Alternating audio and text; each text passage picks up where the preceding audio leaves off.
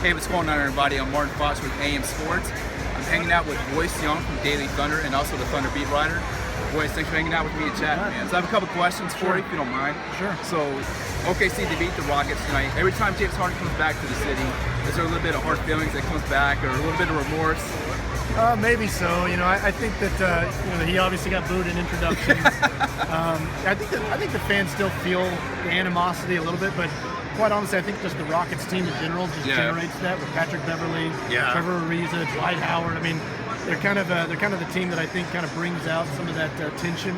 But I think for the most part, a lot of fans have moved on from the Harden thing. At least personally, I think that's what's happened. But it's hard not to look at him out there and remember the days that he was playing with the Thunder.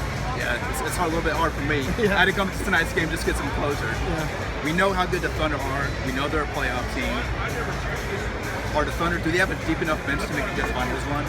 I think that's one of the big questions that they have, quite honestly. And the issue that they're going to face as they go into the postseason is that can you survive those minutes on the floor where Durant and Westbrook aren't playing? They did well tonight to start the fourth quarter.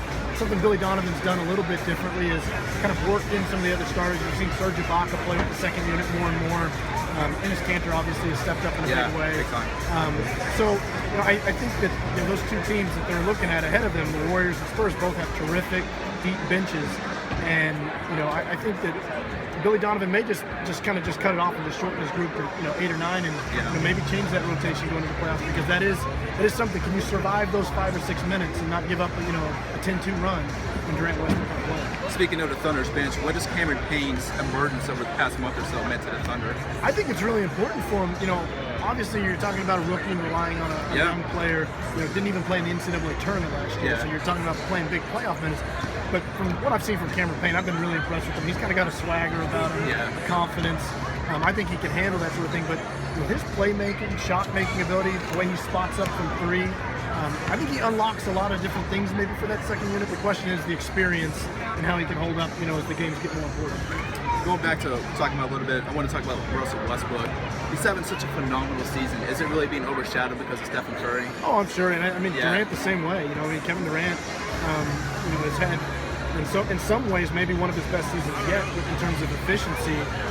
But Stephen Curry has set the internet on fire.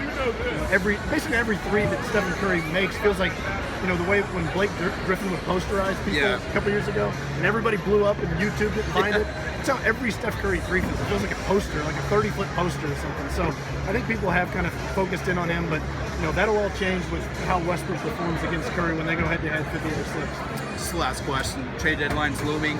Can we expect the Thunder to make any type of trades or deals? I don't know that you can necessarily expect it. I think the Thunder are in the position right now where they're going to try to be opportunistic. They've got 2 expiring deals with Jay Augustine and Steve Novak. They can kind of dangle those out there. They've got one young player that's an intriguing talent that's not playing, Mitch McGary. Maybe you could kind of use him in a trade. They don't have a pick to trade. So that'll be the trick. But I don't think that they're going to go out and they're going to be aggressive necessarily, but they're definitely going to answer some phone calls. Do you have one last bonus question? What is it like being on the seething and searing in of a Russell Westbrook stare or comment? I like it, honestly. I like Russ a lot personally.